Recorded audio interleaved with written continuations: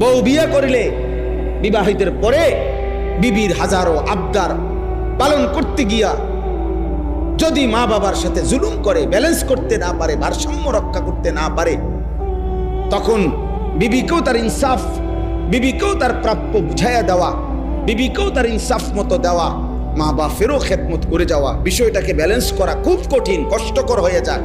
কিন্তু এটা তো কষ্টকর আল্লাহও জানে, রসুলও জানে। এই জন্যই তো আল্লাহ এবং তার রসুল পুরা কোরআন এবং নবীর হাদিসে অসংখ্য অগণিতবার মা বাবার খেদমতের এত ফজিলত কি লেখা করছে।